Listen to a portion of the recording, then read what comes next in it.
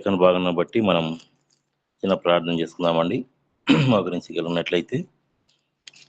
ప్రేమ నమ్మకంలో ప్రియ పరలోకపు తండ్రి, జీవం కలిగిన యేసుక్రీస్తు ప్రభువా, నిన్న నేడు ఏకరీతిగా ఉన్న దేవా, మారని మార్పు చెందిన గొప్ప తండ్రి, నీ ఘనమైన నామమును బట్టి స్తోత్రాలు వందనములు ప్రభువా.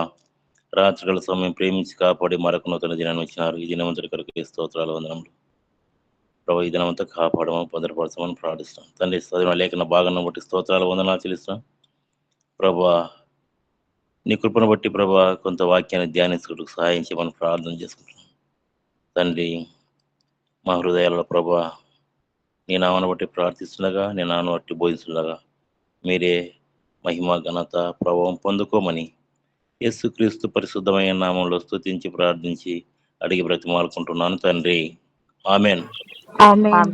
ఆమేన్. చదివిన లేఖన భాగాన్ని బట్టి మరి ధ్యానించుకుందాం. యెహోవాను స్తుతించటం మంచిది, మహోన్నతుడా నీ నామమును కీర్తించటం మంచిది. ఉదయమున నీ కృపను, ప్రతి రాత్రి నీ విశ్వాసితను 10 తంతుల స్వరమండలముతోనూ గంభీర ధ్వనిగల సితారతోనూ ప్రచురించటం మంచిది.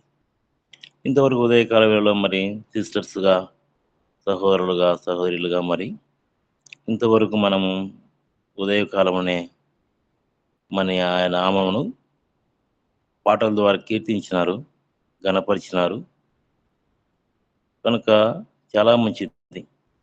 అంతేకాదు ఉదయమున నీ కృపను, ప్రతి రాత్రి నీ విశ్వాసితను మరి స్తుతించుట మంచిది.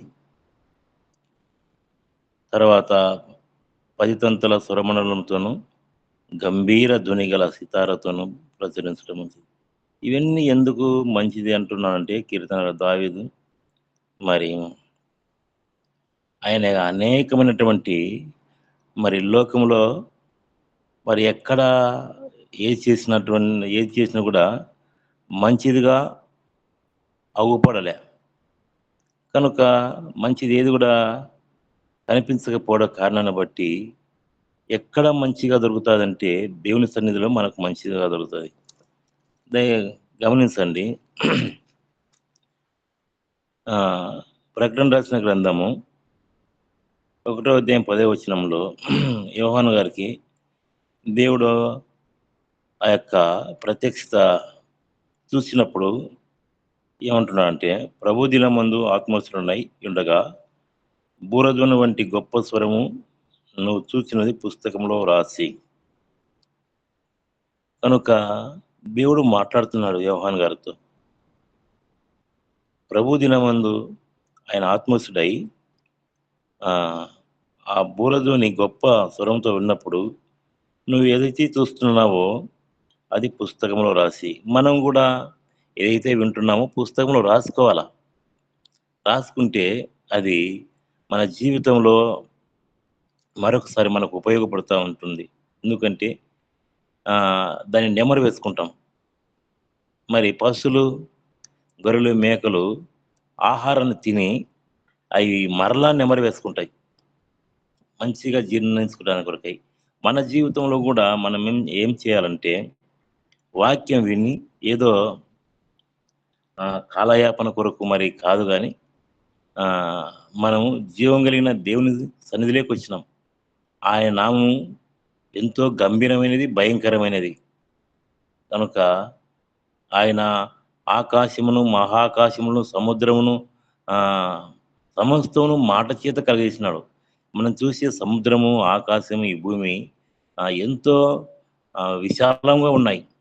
మరి ఇవి చూస్తే, ఇంత విశాలమైనటువంటి ఇవన్నీ చూసే ఈ సృష్టిని చూస్తే, మరి ఈ సృష్టిని సృష్టించిన దేవుడు ఇంకా ఎలాంటి వాడు అనేది మనము గురితెరగాల. కనుక అలాంటి దేవుని సన్నిధిలోకి మనం కలిగి మనం ఆరాధించడానికి వచ్చినాం, మనము స్తుతించడానికి వచ్చినాం. ఎందుకంటే ఆయన నామము కీర్తించడం మంచిది. ఎప్పుడంటే ప్రతి ఉదయం, ప్రతి సాయంకాలము బైబిల్ గ్రంథంలో రాయబడింది. సూర్యోదయం మొదలుకొని సూర్యాస్తయం వరకు ఆయన నామమును ఎప్పుడైనా కూడా స్తుతి నొందదగినది. ఇప్పుడు ఇప్పుడు సమయం మంచిది కాదు, ఇప్పుడు లేదు అని చెప్పేదానికి వీల్లేదు. అందుకే కీర్తనకారుడు మహోన్నతుడా నీ నామమును కీర్తించుట మంచిది అన్నాడు. ఆయన ఎప్పుడైనా ఎలాంటి బాధలైనా, ఎలాంటి సంతోషం వచ్చినా, ఎలాంటి దుఃఖం వచ్చినా, ఎలాంటి వ్యాధొచ్చినా ఆయన నామమును మరి మనం స్మరించుకుంటా ఉంటే ఎంతో మంచిదని బైబిల్ గ్రంథంలో రాయబడింది.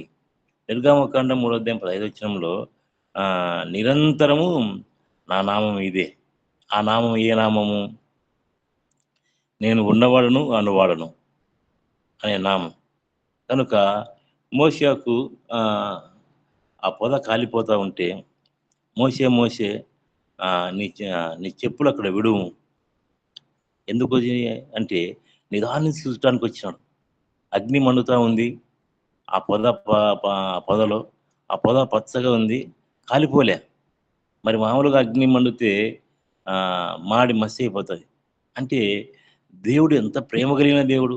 మన జీవితాల్లో గూడా మరి ఎంత పాపం చేసినా గూడా, ఎంత మనము దేవునికి దూరస్థులముగా జీవిస్తా ఉన్నా, ఎంత మనం దేవుని స్తుతించకపోయినా, మన మీద ఆయన ప్రేమ, జాలి, కనికరము, దయ చూపిస్తా ఉన్నాడు.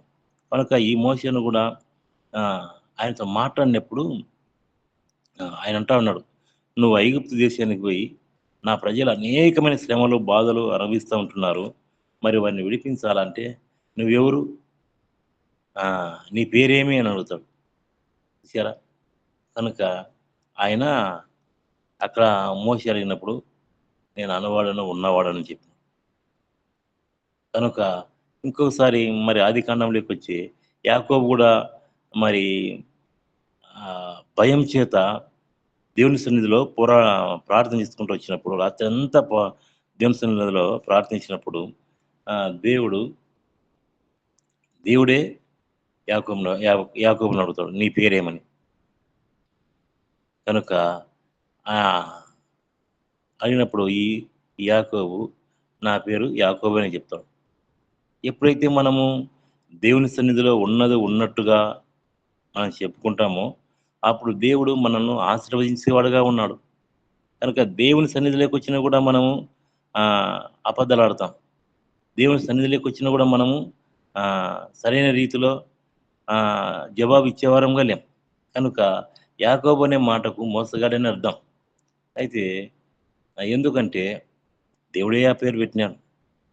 తన గర్భంలో ఉండగా, తల్లి గర్భంలో రూపింపబడక మునిపే దేవుడిని వారిని మాట్లాడినాడు. వారికి గర్భఫలం ఇచ్చినాడు. వారు ఈ విధంగా మరి రిబ్కమ్మ గారు చెప్పినాడు, నీ కడుపులో 2 జనపదములున్నాయి. మరి తర్వాత చిన్నవానికి పెద్దవాడు దాసుడైతాడు. ఇవన్నీ దేవుడు మాట్లాడినాడు. కనుక మరి చిన్నవానికి పెద్దవాడు దాసుడైతా అంటే అదంతా ఆ చరిత్ర అలా జరిగిపోయింది.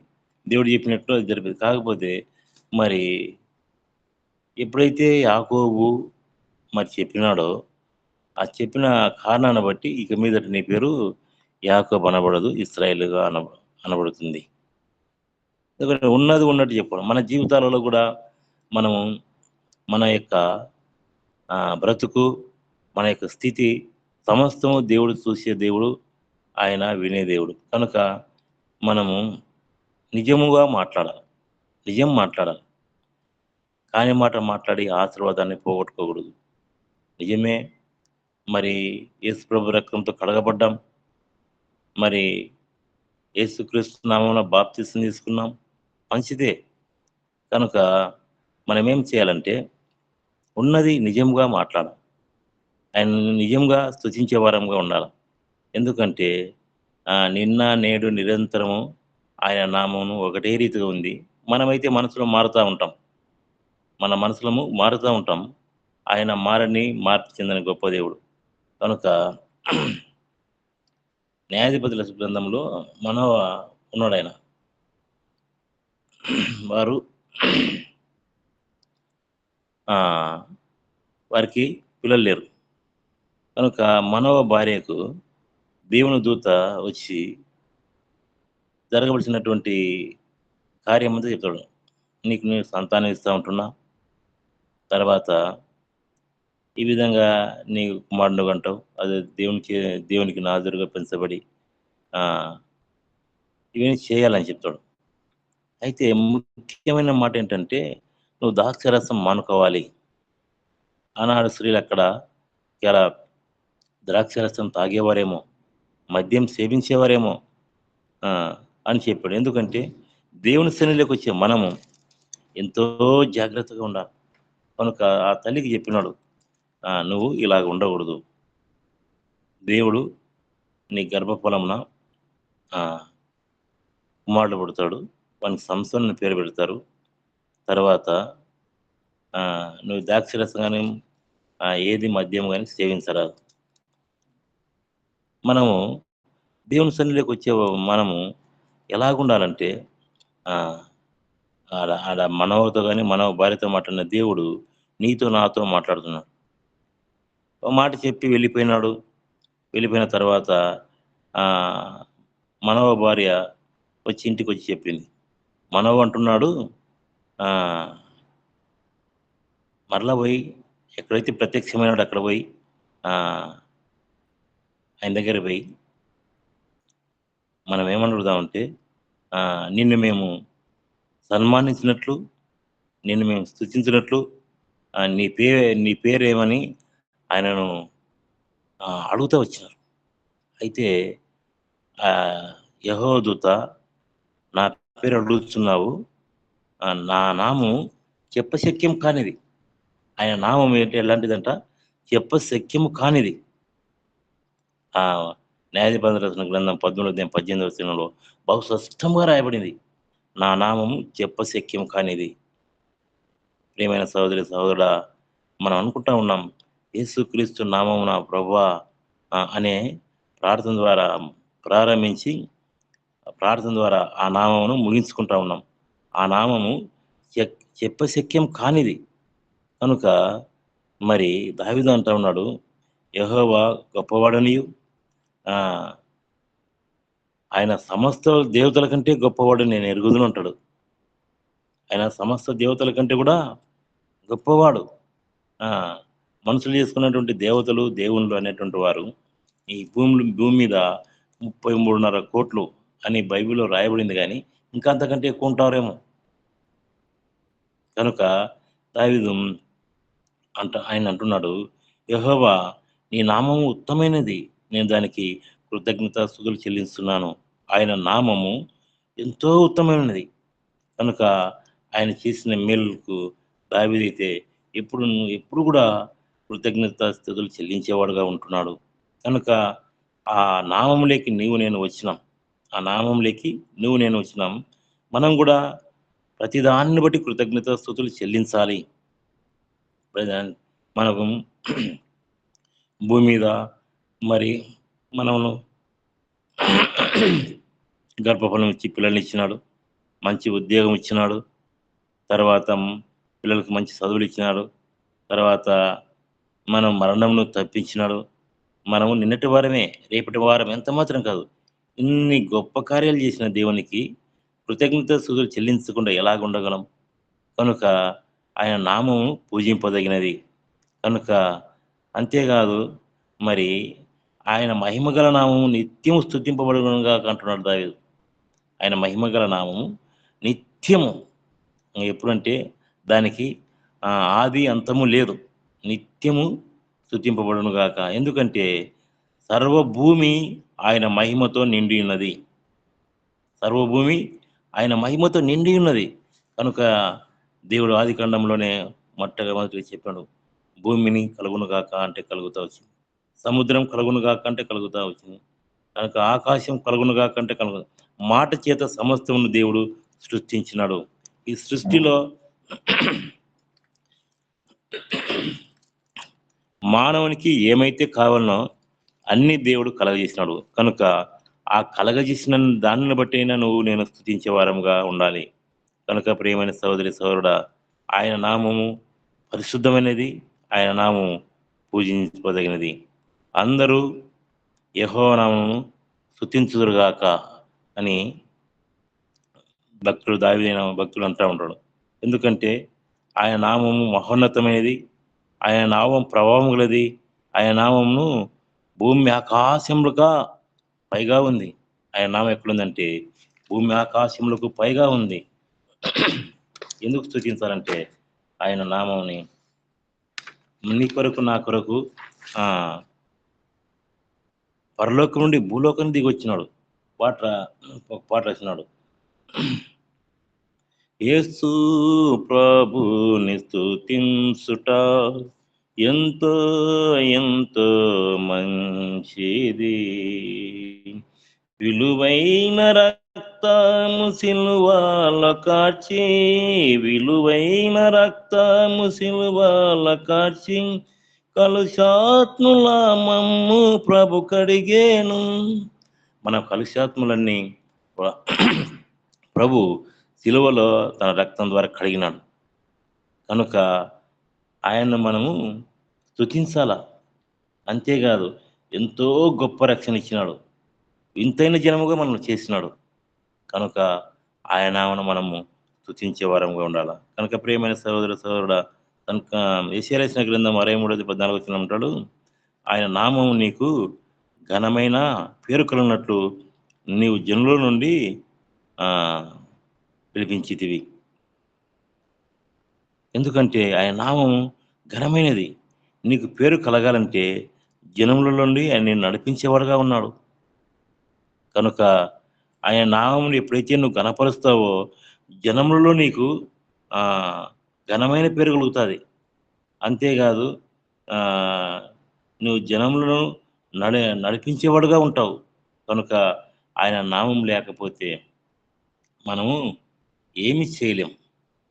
కనుక అంతేకాదు నెహెమ్యా గ్రంథము 9:5 ఆయన నామము సకల ఆశీర్వచనము స్తోత్రముకు మించిన ఘనమైన నామమును స్తుతింపబడును గాక అంటాడు.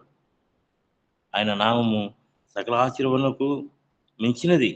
కనుక అంతేకాదు మరి అందుచేతనే మరి పరలోకం ఉన్న వారిలోను, భూమి మీద ఉన్న వారిలోగాను, భూమి కింద ఉన్నవారిలోగాను ప్రతి వాని మోకాళ్ళు యేసు నామమున వంగునట్లు చేయును. ఆయన నామము మరి పరలోకము కానీ, భూమి మీద ఉన్న వారిలో కానీ, భూమి కింద ఉన్నవారిలో కానీ ప్రతి వాని మోకాళ్ళు యేసు నామమున వంగునట్లు చేయును. ఒకవేళ నీవు నేను మరి అంతటి గొప్ప ధన్యత కలిగి ఉన్నాం. ఎందుకంటే మోకరించి ప్రార్థన చేస్తామంటే ఈనాడు ప్రార్థించుకునే వారు లేరు. ఇప్పుడు వాక్యం వింటా ఉన్నారు. ఎంతోమంది పనుకొని వినేవాళ్ళు కూడా ఉన్నారు. కనీసం కూర్చుండేదానికి కూడా మనసు లేకుండా ఉంది. కనుక ప్రతి వాని మోకాళ్ళు యేసునామమున వంగినట్లు చేయనని దేవుని యొక్క వాక్యము లేఖన భాగము మనకు చెప్తా ఉంది. ప్రియమైన సహోదరుడా, ఉదయకాల వేళలో ఈ నామము ఇంత ఘనమైన నామము, మనం పూజింపదగిన నామము అంత ఆశామాసిగా నీకు దొరకలే, నాకు దొరకలే. కనుక మనం ఏదంటే యాంత్రిక పద్ధతిగా ఆచారయుక్తంగా ఏదో వినీత్ సారు 5 గంటలకు ప్రార్థన పెట్టినాడు, ఏదో పోతే ఉంటే మంచిది అని మనం అనుకుంటా ఉండి ఆ ఫోను ఆన్ చేసి ఉంటా ఉన్నావేమో. జాగ్రత్త సుమి, ఈ నామం భయంకరమైనది. అక్కడ మోషే మరి పొద మండుతా ఉంది, కాలిపోలే. ఆయన ప్రేమ కలిగిన దేవుడు. అశ్రద్ధగా చేస్తే మనం కూడా కాలిపోతాం. ఈ నామము భయంకరమైనది. అక్కడ అగ్నిగుండంలో శద్రకు, మెషకు, అబేద్నెగోలను అగ్నిగుండంలో వేసినారు. ఆ నామమును మరి వారు ఎరిగినారు కనుకనే వారు అగ్నిగుండంలో వేసినా కూడా కాలిపోలే. ఆ నామమును ఎరిగి నిర్లక్ష్యంగా మనం జీవిస్తే మనం కాలిపోయే వారంగా ఉంటాం. జాగ్రత్త సుమి, ఎందుకంటే ఈయన నామం బహు భయంకరమైనది. అయినా ప్రేమ కలిగిన దేవుడు మనలో రక్షించేవాడుగా ఉన్నాడు కానీ శిక్షించేవాడుగా లేడు. కనుక అలానే మనం ఎప్పుడు దేవునికి మనము మరి విరోధముగా జీవించి నష్టపోకూడదు. ఎందుకంటే ప్రతి నామము యేసు నామమున వంగునట్లు ఆయన చేసే దేవుడు. కనుక నువ్వు కూడా దేవుని నామంలో మరి మోకాళ్ళ మీద ప్రార్థన చేసేవారుగా ఉండాలి. బైబిల్ గ్రంథం సెలవిస్తా ఉంది. మరి ఎవని వలన రక్షణ కలగదు. ఈ నామమునే మనకు రక్షణ పొందవలెను గాని, ఆకాశం క్రింద ఇయ్యబడిన మనసులో ఇయ్యబడిన ఏ నామమున రక్షణ పొందలేం. భూమి మీద ఉన్నటువంటి మరి ఏ నామమున రక్షణ పొందలేమని దేవుని యొక్క వాక్యం ద్వారా దేవుడు సెలవిస్తా ఉంటున్నాడు. ఎలాగంటే ఆకాశం క్రింద మనసులో ఇయ్యబడిన నామం ఏ నామమున రక్షణ పొందలేం. అనేక నామాలున్నాయి ఈ భూమి మీద. మరి ఆ నామం ద్వారా మనం రక్షణ పొందలేము. ఎందుకంటే మనం రక్షణ పొందాలంటే ఏం చేయాలనా? ఆహ్, అంటే ముఖ్యంగా రోమీయులకు రాసిన పత్రిక 10వ అధ్యాయం 18వ వచనంలో ప్రభువు నామమును బట్టి ప్రార్థన చేయువాడెవడో వాడు మాత్రమే రక్షింపబడును. యేసుక్రీస్తు నామమున ఎవరైతే ప్రార్థన చేస్తారో వారు మాత్రమే రక్షించబడతారు. కనుక మరి భూలోకంలో గాని, ఆకాశం క్రింద ఈవెన మనసులో ఎవరి వలన రక్షణ పొందలేము. ఎవరి ద్వారా రక్షణ పొందుతామంటే, మరి యేసుక్రీస్తు నామమును బట్టి ఎవరైతే ప్రార్థన చేస్తారో వారు మాత్రమే రక్షింపబడతారని లేఖనాలు బహు స్పష్టంగా మరి మన కోసం మన తల్లి భాషలో దేవుడు గ్రంథస్థం చేసినాడు. కనుక ఆయన నామం పేరిట మారుమనసు పాప క్షమాపణ కలుగును. యేసుక్రీస్తు నామం పేరిట మారుమనస్సు పాప క్షమాపణ కలుగును. ప్రియమైన సహోదరి సహోదరుడా, ఈ ఉదయకాల వేళలో మరి జ్ఞాపకం చేసుకో. మరి ఏ ఎవరి నామం మరి మనం ఉచ్చరించి మేలు పొందాలనుకుంటున్నావో జ్ఞాపకం చేసుకోవాలా. కొందరైతే మరి ఆదివారం వచ్చేవాళ్ళకు మరి దేవుని మందిరానికి వచ్చేవారే. బయట వాళ్ళతో మనకు పని లేదు. మరి బయట మన ఫ్రెండ్స్‌తో, స్నేహితులతో కలిసినప్పుడు వారిని మన స్నేహితులను, మన బంధువులను, మన ఇరుగు పొరుగు వాళ్ళని మెప్పించేదాని కొరకై వారు చేసే పద్ధతుల్లో, వారు చేసే కార్యాల్లో మనం కూడా పాలుపంపులు పొంది వారిని సంతోషపెట్టేవారుగా ఉంటా ఉన్నాం. నువ్వు దేవుని సంతోషపెట్టేదానివా? దేవుని సంతోషపెట్టేవాడిగా ఉన్నావా? అంటే మనుషులను సంతోషపెట్టేవారుగా ఉన్నామా? ఒకసారి గమనించాలా. కనుక మనం దేవుని సంతోషపెట్టే వారంగానే ఉండాలి గానీ, మనసులు సంతోషపెట్టే వారంగా ఉండకూడదు. ఎందుకంటే, ఆయన నామము ఎంతో గొప్పది. యేసుక్రీస్తు ప్రభువారు గూడా మత్తయి రాసిన సువార్తలో 4వ అధ్యాయం 10వ వచనంలో చెప్పినాడు. ఆహ్, యేసు ప్రభు పరలోక రాజ్యం సమీపించింది గనుక మారుమనసు పొందుడని ఆయన ప్రకటించడం మొదలుపెట్టినాడు. ప్రియమైన సహోదరి, సహోదరుడా, అంతేగాదు ఆహ్, మరి ఎప్పుడైతే ఆయన నామం ఎరిగి ఆయన వెంబడిస్తామో, అప్పుడు ఆయన మనలను ఆహ్, అత్యున్నతమైనటువంటి స్థానంలో నిలబెట్టేవాడుగా ఉన్నాడు. చూడండి, మా మార్కు రాసిన సువార్త 1 వచనంలో ఆహ్, ఆంద్రేయ, సీమోను, సీమోను పేతురు వీళ్ళంతా వాళ్ళు ఎక్కడుంటారంటే సముద్రంలో చేపలు పట్టేవారు. వారు సముద్రంలో చేపలు పడితే వెళ్తా ఉంటే యేసుప్రభు వారిని చూసి, "నా వెంబడి రండి, మిమ్మల్ని మనుషుల పట్ల జాలరుగా చేసేదను." మరి ఈ మనుషులు బట్టే జాలరుగా ఎట్లా చేసినాడు దేవుడు అంటే, ఆహ్, ఎప్పుడైతే యేసుప్రభు పిలిచినాడో ఆహ్, వారు తమ వలలు విడిచిపెట్టి ఆయన వెంబడించినారు. మనం కూడా నిన్ను నన్ను పిలిచినాడు. ఆయన వెంబడించాలని. ఒకవేళ సేవ చేయకపోయినా తర్వాత మనం ఉన్న స్థానంలోనే మనం సాక్ష్యం కలిగి జీవించాలా. అంతేకాదు మనకు ఇచ్చిన రక్షణను నమ్మకంగా ఈ జీవితయాత్రలో కొనసాగించాలి. దేవుడిచ్చిన రక్షణను మనము దీన్ని వ్యర్థపరచుకోకూడదు. అనేక మంది నిన్ను పిలుస్తా ఉంటే దేవుని మాటకు పెడచెవి పెట్టేవారుగా ఉన్నారు. నేను దేవుని సన్నిధిలోకి వచ్చినామంటే ఎంతో ధన్యుడు, ధన్యురాలు. యెహోవా తమకు దేవుడుగా గలిగిన జనులు ఈ పేతురు ఏం చేసినాడో తెలుసా? అపోస్తల కార్యం 2వ అధ్యాయం 38వ వచనంలో పేతురు మారుమనసుని గురించి మరి ప్రకటిస్తా ఉంటే చూడండి ఆ మాట. అపోస్తల కార్యంలో 2వ అధ్యాయం 38వ వచనంలో పేతురు మారుమనసు పొంది పాప క్షమాపణ నిమిత్తం ప్రతివాడు యేసుక్రీస్తు నామమున బాప్తిసం పొందుడి, అప్పుడు మీరును పరిశుద్ధాత్మను వరం పొందేదరు. ఆయన ప్రసంగం చేస్తా ఉంటే 3000 మంది రక్షింపబడ్డారు. ఎలా సాధ్యం ఇది? మనం చెప్తే ఒక్కరు కూడా నమ్మరు. ఎందుకంటే మన బ్రతుకు సరిగుండదు. పో చెప్పినా పో. నేను నీ బ్రతుకు చూసినదే అని ముఖాన అనలేకపోయినా కూడా చాటున అనేవారు ఎంతోమంది ఈనాడు లేకపోలే. కనుక మరి పేతురు కూడా మరి ఆయన వెంబడిపోయి ఆయన ప్రకటిస్తే ఆహ్, 3000 మంది రక్షించబడ్డారు. కారణం ఈ శక్తి ఎట్లొచ్చింది? ఆ నామంలోనే ఈ శక్తి వచ్చింది. అంతేకాదు బాప్తిసం పొందుడి, అప్పుడు మీరు పరిశుద్ధాత్మన అను వరం పొందుదురు. పరిశుద్ధాత్మ వరం అంటే ఏంది? ఎప్పుడైతే నువ్వు మారు మనసు పొంది పాప క్షమాపణ నిమిత్తం యేసుక్రీస్తు నామమున బాప్తిసం తీసుకున్నావో ఆహ్, అప్పుడు అనేక వరాలు పొందుతారు మరి. ఏంటి వరాలంటే ఆహ్, ఏదో వెండి, బంగారములు, మరి తర్వాత దండిగా డబ్బు, పొలాలు, ఉద్యోగాలు అయి గాదు వరాలంటే. ఆ!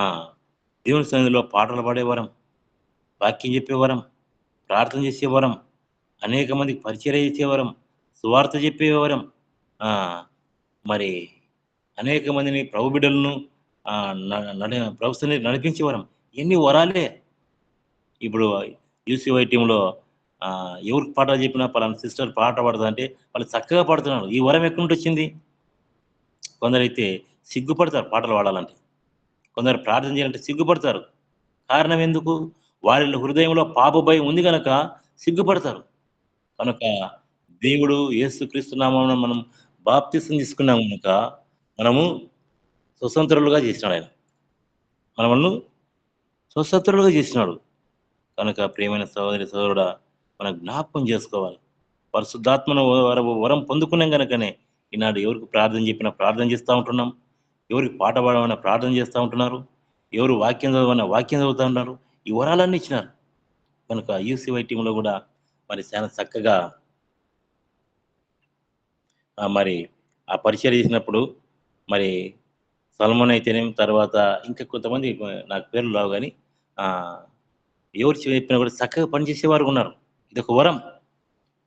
ఎందుకనక ఎందుకంటే బ్రదర్ సల్మాన్ గూడా ఆయన పరిచర్య చేయాలని గూడా దేవుడు మరణంలో నుండి జీవంలోకి దాటించినాడు. ఇది ఎంతైనా సత్యం. కనుక ఈ పాటికి సల్మానన్న మనం మర్చిపోవాల్సిన వారమై ఉంటున్నాం. కనుక దేవుడు తప్పించేవాడు. కనుక ఇంకా ఎన్నో అద్భుత కార్యాలు, ఆశ్చర్యకార్యాలు మన మధ్యన చేస్తా ఉంటున్నాడు. కానీ అది మనం గురితెరగక లోకంలో కలిసిపోయేవారుగా ఉంటున్నాం. అంతేకాదు మరి మార్కు రాసిన సువార్తలోనే 2వ అధ్యాయంలో రాయబడింది. మరి పక్షవాయువులను చూసి నలుగురు చేత మోయించుకొని ఆయన ఎదుకు తీసుకొని వచ్చినారు గానీ, యేసు వారి విశ్వాసం చూసి ఎవరి విశ్వాసం చూసినాడు? పక్షవాయువు గల విశ్వాసం ఇచ్చినాడా? ఆ నలుగురు మోసుకొని పోయి వచ్చిన ఆహ్, అక్కడ దింపిన వారి విశ్వాసం ఇస్తున్నాడంటే, ఈ నలుగురు మోసుకుపోయి ఆ ఇంటి పైకప్పుని తీసి ఎందుకంటే ఆ చుట్టూ జనమున్నారు. ఆ ఇంటికి పైకప్పు కిందకి దింపినారు. వారి విశ్వాసం చూసినాడు. వారి విశ్వాసం చూసి ఏమంటున్నాడంటే ఆహ్, వారి విశ్వాసం చూసి పక్షవాయువులు వారితో యేసుప్రభు చెప్తున్నాడు. "కుమారుడా నీ పాపం క్షమింపబడినది." ఒక్కొక్కసారి అన్నా ఆహ్, మా బంధువుల కోసం ప్రార్థన చేయన్నా, వాళ్ళు మారాలా. పాస్టర్ గారు వారు ఇలాగున్నారు ప్రార్థన చేయండి పాస్టర్ గారు. వాళ్ళు ఇలాగున్నారు ప్రార్థన చేయండి. అంటే మన విశ్వాసాన్ని బట్టి కూడా వాళ్ళను దేవుడు రక్షించేవాడుగా ఉన్నాడు. మన విశ్వాసాన్ని బట్టి కూడా వారి పాపాలు క్షమించేవాడుగా ఉన్నారు. మనకే విశ్వాసం లేకపోతే బయట వారు ఎలాగ వస్తారు? కనుక మనము విశ్వాసం గల వారమై ఉండాల. మనం అవిశ్వాసులముగా ఉండకూడదు. కనుక ఉదయకాల వేళలో ఆ నలుగురి విశ్వాసం చూసి ఆయన యొద్దకు తీసుకొనొచ్చినప్పుడు యేసు వారి విశ్వాసమును చూసి, "కుమారుడా నీ పాపం క్షమించబడినాయి అని చెప్తూ వచ్చినాడు. ప్రియమైన సహోదరి సహోదరుడా, ఈ ఉదయకాల వేళలో మరి ఒకసారి జ్ఞాపకం చేసుకుందాం. ఎందుకంటే దావీదు అంటా ఉన్నాడు, నేను లెక్కలేనన్ని అపాయములు నన్ను చుట్టుకొనున్నవి. నా దోషములను నన్ను తరిమి పట్టుకొనగా నా తల ఎత్తి చూడలేకపోతిని. లెక్కకవి నా తల వెంట్రుకలన్ కంటే మించిపోయినాయి అంటున్నాడు. మన జీవితంలో మరి ఇంకా ప్రభు సన్నిధిలోకొచ్చి లెక్కలేనన్ని పాపములు, దోషములు మరి చేసేవారుగా ఉంటా ఉన్నామా? దేవునికి ఇష్టకరమైన జీవితం జీవించే వారుగా ఉంటున్నామా? మనుషులు పడే మనుషులు ఉంటారు. అనేవారుగా ఉంటున్నామా? ఈ నామం కొరకు మరి శ్రమైన, బాధైన ఈ లోకంలో అనుభవించి ఆ రాజ్యంలో ఉండేదాని కొరకై నువ్వు సిద్ధపడతా ఉన్నావా? కనుక ప్రకటన గ్రంథం రాయబడింది. ఆ! వీరు ఆ! తెల్లని వస్త్రములు ధరించుకున్న వారు వీరెవరంటే ఆహ్, అనేక శ్రమల గుండా వచ్చి గొర్రె పిల్ల రక్తంలో కడగబడిన వారంటాడు. కొంచెం శ్రమ వచ్చగానే మనం తప్పిపోయి ఏం దేవుళ్ళే మాకే రావాలన్న ఈ శ్రమలు. ఆ! మరి లోకస్తులే బాగున్నారు అని ఈనాడు అనేక మంది ఆ మాట అనకుండా ఉండేవారు లేకపోలేదు. ఉన్నారు. దావీదు గూడా ఆహ్, మరి అనుకుంటా ఉన్నాడు. లోకస్తులే బాగున్నారు. ఆ! నాకంటే వాళ్ళే బాగున్నారు అని వ్యసనపడి ఆయన అయినా ఎక్కడ వెళ్ళా అంటే దేవుని మందిరంలోకి నేను వెళ్తా ధ్యానించడానికి వెళ్తా అని చెప్పి దేవుని మందిరానికి పోయి ఆయన ధ్యానించినప్పుడు లోకస్తులంతా ఎక్కడున్నారంటే వాళ్ళు కాళ్ళు జారే చోట ఉన్నారు. ఒక్క కాలు అట్లా వేస్తే ఆ పాతాళమైన అగాధంలోకి వెళ్ళిపోతారు వాళ్ళు. అయితే ప్రభువా నా కుడి చేతి నువ్వు పట్టుకున్నావు. తండ్రి నేను పశుప్రాయుడినైతిని నన్ను క్షమించు అంటాడు. కనుక దేవుడు మన కుడి చేయిని పట్టుకొని ఉన్నాడు. కనుక ఈ ఉదయకాల వేళలో మరి మనము జ్ఞాపకం చేసుకోవాలి. దేవుడు నన్ను ఆ కుడి చేయి పట్టుకున్నాడు గనుక లోకంలో కలిసిపోలే. ఒకపారి లోకంలో పరిస్థితులు ప్రభావం చూసినప్పుడు అలాగే అనిపిస్తది. అయినా దేవుడు ఉన్నాడు మనకు. ఆయన అనువాడు ఉన్నవాడు. కనుక ఆ ఉన్నవాని నామములో మనం వచ్చినాం. కనుక ఎందుకంటే ఆహ్, దేవుని రాజ్యం అంత సులకానగా రాదు. ప్రకటన గ్రంథంలో బహు స్పష్టంగా రాయబడింది. తెల్లని వస్త్రములు ధరించుకున్న వారు వీరెవరు అంటే గొర్రెపిల్ల రక్తంలో కడగబడిన వారు. అనేక శ్రమల గుండా వచ్చినవారు. ఆ ముద్రలు మనకు పడవలసినదే.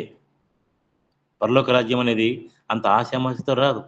చిన్న మాట అంటే నువ్వు ఓర్చుకోలేకపోతున్నావే.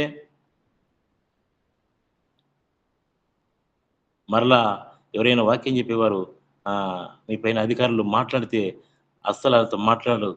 ఆ మందిరానికే పోరు. కనుక ప్రియమైన సోదరా మోసపోకు. దేవుడు వెక్కిరింపబడడు. జాగ్రత్త సుమి. ఈ ఉదయకాల వేళల్లో జ్ఞాపకం ఉంచుకుందాం.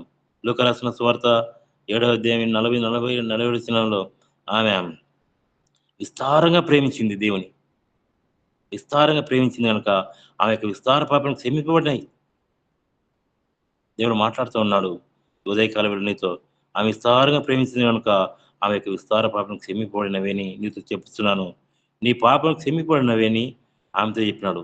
ప్రియమైన సహోదర సహోదరి మన విస్తార పాపములు దేవుడు క్షమించినాడు. క్షమించిన కారణాన్ని బట్టే ఆ నామంలో మనం ప్రార్థన చేస్తా ఉంటున్నాం. ఆ నామంలో మనము సాగిపోతా ఉన్నాం. కనుక ఎందుకంటే దేవుని కృప మహదైశ్వర్యం బట్టి ఆయన యందు ఆయన రక్తం వలన మనకు విమోచన అనగా మన అపరాధములకు క్షమాపణ మనకు దొరికింది. దొరికిన కారణాన్ని బట్టే మనము దేవుని సన్నిధిలో నిలుస్తున్నాం. ఎంతో మందికి ధన్యత లేదు. ప్రతి ఉదయకాలమున నీ కృప, ప్రతి రాత్రి కాలం నీ విశ్వాస్యత ఆహ్, మనకు కలుగుతా ఉంది. అనేక మందికి ధన్యత లేదు. కనుక ఒకసారి గమనించండి. కనుక ఆయన కృప మహదైశ్వర్యం బట్టి ఆయన యందు ఆయన రక్తం వలన మనకు విమోచన అనగా మన అపరాధములకు క్షమాపణ కలిగి ఉన్నది. అంతేకాదు ఆ! 1 యోహాను రాసిన పత్రిక 2వ అధ్యాయం 25 వచనంలో ఆయన మనకు నిత్య జీవం అనుగ్రహించి ఆయన మనకు చేసినటువంటి వాగ్దానం. చదవండి ఆ మాట. అందరు బైబిల్ మీ దగ్గర ఉంటే కూర్చొని మీరు మరి బైబిల్ తెచ్చిన వారైతే ఆ మాట చక్కగా రాయబడింది చూడండి. 1 యోహాను రాసిన పత్రిక 2వ అధ్యాయం 25 వచనంలో ఆయన మనకు నిత్య జీవం నిత్య జీవము అనుగ్రహించును. ఆయన మనకు చేసిన వాగ్దానం. మనకు ఎవరైతే ఆ యేసుక్రీస్తు నామమున అంగీకరించి, ఆయన నామమున బాప్తిసం తీసుకున్నామో ఆయన నిత్య జీవమును అనుగ్రహించే మహిమ మనకు వాగ్దానం చేసినాడంట. నిత్యం జీవించేది. కనుక ఒకాయన ఉన్నాడు. సద్భక్తి కలిగి జీవించాలంటే ఏం చేయాలనేనాడు. అంటే సమయం లేదు గనక అది ఇంకొకసారి చూసుకుందాం. కనుక నిత్యం జీవించాలన్నాడు. నిత్యం జీవించాలా? నిత్యం జీవించేదాని కొరకై అంత ఆషామాషీతో రాదు. కనుక ఇంకా ఏందంటే అపొస్తలుల కార్యములు 3వ అధ్యాయం 6వ వచనంలో పేతురు, అంద్రెయ వీరే శృంగారమనే దేవాలయంకి వెళ్తా ఉన్నప్పుడు అక్కడ ఆహ్, అనేక దినాల వంటి ఆ కుంటి భిక్షగాడు ఉంటాడు. మరి పేతురు వీళ్ళంతా ఆ శృంగారమైన దేవాలయానికి వెళ్తా ఉంటే వాడు ఆ కుంటివాడు వారేమైనా నాకు దొరుకుతదేమో అని చెప్పి వారికెళ్ళి చూస్తా ఉంటున్నాడు. అయితే వారు ఆ కుంటివాడు మరి వీళ్ళకెళ్ళి చూస్తా ఉంటే మరి వీళ్ళు కూడా గ్రహించినారు. ఇదేదైనా మాకు దొరుకుతాదని చూస్తా ఉన్నాడు. కనుక వారికెళ్ళి చూసి పేతురు అంటూ ఉన్నాడు, వెండి బంగారం నా యొద్ద లేవు గాని నాకు కలిగినదే నీకు ఇస్తున్నాను.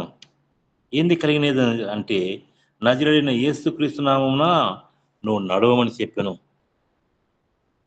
కొంతమంది అయితే దేవుని మందిరానికి మరి ఎందుకు వస్తున్నారంటే మరి రోగాలు పోతాయని, తర్వాత మరి మంచిగా పంటలు పండుతాయని, కొంతమంది అయితే ఉద్యోగాలు వస్తాయని, వివాహాలు అవుతాయని రకరకాల ఆశలు కలిగి వస్తూ ఉంటున్నారు. కనుక మంచిదే. దేవుని ఆశ్రయించే వారికి ఇవన్నీ భూలోక ఆశీర్వాదం ఇస్తాడు. అయితే పరలోక ఆశీర్వాదం ఆహ్, పరలోక ఆశీర్వాదం కలిగినటువంటి వాగ్దానాన్ని కూడా మనం సంపాదించుకోవాలా. ఎందుకంటే నిత్యం జీవించాలా. నిత్యము జీవించాలా. నిత్యం జీవించాలంటే మనము ఎలాగ జీవించాలో పరిశుద్ధమైన గ్రంథం లేఖనాలు మనం మరి అనేకులు మరి మనకు యూసీవై టీంలో బోధిస్తా ఉంటున్నారు. ఏదో వాక్యం విని విడిచిపెట్టేది కాదు గానీ, మనకు అనేక మంది బోధిస్తూ ఉన్నారు. నాకు మరి సీను గారు, మరి వరప్రసాద్ సార్ గారు, మరి ఇంకా సాంసన్ అనే పెద్దలు, మరి అనేక మంది ఉన్నారు. వాళ్ళు వాక్యం చెప్తా ఉంటే అది కొరడా తీసుకొని కొట్టినట్టుంటది. ఎందుకంటే, ఆ వాక్యము అలాగ వాళ్ళు బోధిస్తా ఉంటే, ఈ వాక్యం నాకే గదా! నేను సరిచేసుకోవాలి గదా! అనిపిస్తా ఉంటది. మరి ఇంక కొంతమందికైతే ఎట్లుంటదో నాకు తెలియదు గానీ, కనుక వాక్యము మరి మరి ఈనాడు మరి యూనిస్ సార్ గారు కూడా మరి అనేక సార్లు ఎందుకు పిలుచుకుంటా ఉన్నారు? అంటే వాక్యాన్ని వారు పరిశుద్ధాత్మ ద్వారా వారు బోధించే ఆ వరాన్ని దేవుడు వారికిచ్చినాడు. ఎందుకంటే పరిశుద్ధాత్మను వరమును మనం పొందుకుంటాం. మనం గూడా దేవుని ఆశ్రయించినప్పుడు ఆయన మనకు వరాలు ఇచ్చేవాడుగా ఉంటున్నాడు. కనుక ఈ నామమును మరి మనం ఏం చేయాలంటే కీర్తించటం మంచిది. ఆయన నామమును ఎప్పుడైతే కీర్తిస్తామో ఇయన్నీ పరలోక ఆశీర్వాదములు, భౌతికమైన ఆశీర్వాదములు, ఈ భూలోక ఆశీర్వాదం దేవుడు ఇచ్చేవాడుగా ఉంటున్నాడు. దేవుడి వాక్యం దీవించును గాక. మరి నాకు ఈ వాక్యం ఇచ్చినటువంటి పెద్దలకు, అధ్యక్షులుగా వారికి, సార్ గారికి నా హృదయపూర్వకమైనటువంటి వందనాలు చెల్లిస్తా ఉంటున్నాను. పరిశుద్ధుడా, మహోన్నతుడా, ప్రేమ కలిగిన తండ్రి, కృప కలిగిన యేసయ్య, మీకు వందనాలయ్యా, మీకు స్తోత్రాలు. ప్రభా, ఇదిగోనైనా ఈ ఉదయకాల సమయంలో మీ పాద సన్నిధిలో తండ్రి మీ పిల్లలుగా మేము వచ్చినప్పుడు తండ్రి మీరు మాట్లాడే ప్రతి మాట మా జీవితాలను కట్టే విధంగా ఉన్నాయి. తండ్రి మీకు వందనాలు. ప్రభా మీ నామం గురించి మాతో మాట్లాడి ఉన్నారు. అవును తండ్రి, మీ నామమే నశించిపోతున్న మమ్మల్ని వెతికి రక్షించుకున్నది. మీ నామంలో శక్తి ఉన్నదయ్యా, మీ నామంలో బలం ఉంది. మీ నామాన్ని బట్టి మాకు అధికారాన్ని ఇచ్చారు. అవును ప్రభా, మీ నామంలోనే మాకు రక్షణ అయ్యా. మీ నామంలో మేము ప్రార్థించినప్పుడు మాకు స్వస్థతలు, మీ నామంలో మేము భూతాలను వెళ్ళగొడుతున్నాం తండ్రి. మీ నామాన్ని బట్టి మేము ప్రార్థన చేసినప్పుడు మాకు జవాబులు దొరుకుతున్నాయి. ప్రభా అట్టి గొప్ప నామాన్ని మేము హెచ్చించకుండా, కీర్తించకుండా, అయ్యా గుర్తించకుండా వ్యర్థంగా ఉన్నట్లయితే ప్రభా దయతో క్షమించండి, మన్నించండి ప్రభా. అయ్యా విలువ లేకుండా వారిగా కాకుండా విలువ కలిగి తండ్రి మమ్మల్ని ముందుకు నడిపించమని ప్రార్థన చేస్తుంటున్నాం. అవును ప్రభా తండ్రి, మేము జీవిస్తూ ఉంటున్నప్పుడు సాక్ష్యము కలిగి అయ్యా మీరు చేసిన మేళ్లను జ్ఞాపకం చేసుకొని కృతజ్ఞత కలిగి మిమ్మల్ని వెంబడిస్తూ అనేక మందిని తండ్రి మీ దగ్గరికి నడిపించే ఒక వెలుగుమైనటువంటి రుచికరమైనటువంటి జీవితాలుగా మార్చండి తండ్రి. అవును ప్రభా నాయన, మేము ప్రార్థించినప్పుడు ప్రభా, అవును నాయన, పాటలు పాడడం, వాక్యం ధ్యానించడం తండ్రి, మీ సన్నిధిలో ఎక్కువ గడపడం ఇవి మాకు ఇచ్చిన వరాలే. కానీ తండ్రి, పరలోక సంబంధమైన వరాలు కాకుండా భూలోక సంబంధమైన లేదా ప్రకృతి సంబంధమైన వరాల కోసం హెచ్చరికలు మా జీవితానికి అప్లికేషన్ లాగా తండ్రి మేము అవి సవరించుకున్నప్పుడు మా జీవితాలు కట్టబడతాయి. ఇదిగో నాయన, మీ వాక్యము విన్న ప్రతి ఒక్క హృదయంలో ఫలించాలి ప్రభువా. ఫలించి ఫలభరితమైన జీవితం జీవించే కృప మాకు అందరికి దయచేయమని మా అందరిని మీ చేతులకు అప్పచెప్పుకుంటూ యేసయ్య అతి శ్రేష్టమైన నామంలో ఈ ప్రార్థన సమర్పిస్తున్నాను తండ్రి. ఆమేన్. ఆమేన్. ఆమేన్. ఆమేన్. ఆమేన్. ఆమేన్.